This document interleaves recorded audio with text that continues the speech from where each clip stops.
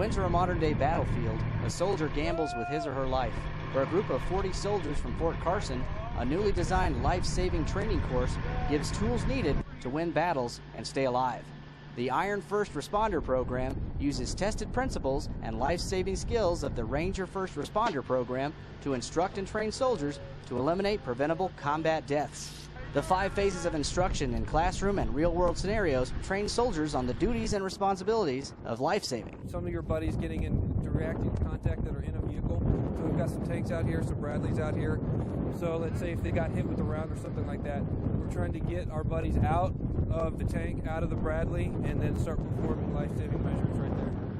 The goal is to train 100% of soldiers from 3rd Brigade before October 2014. 40 soldiers from 1st Battalion, 8th Infantry Regiment, 3rd Brigade Combat Team began training immediately. Soldiers train with seasoned medics night and day.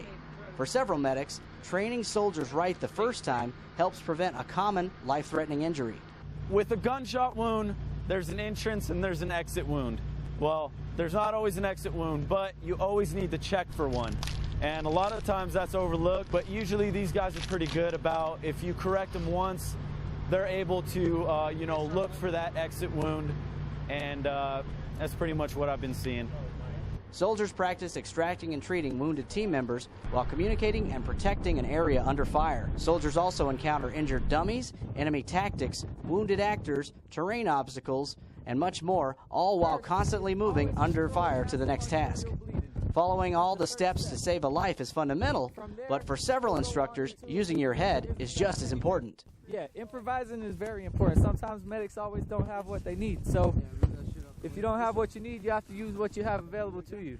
While a team treats a casualty, they're presented with hypothetical scenarios that test the memory and common sense. Several leaders express satisfaction from the training for all involved.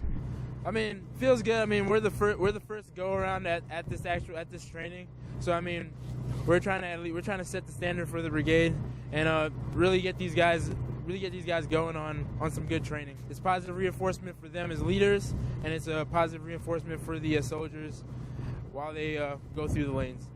Tired and war-tested, the Fighting Eagles leave the practice battlefield more focused and ready for the next fight to come. Sergeant Toby Wall, Fort Carson, Colorado.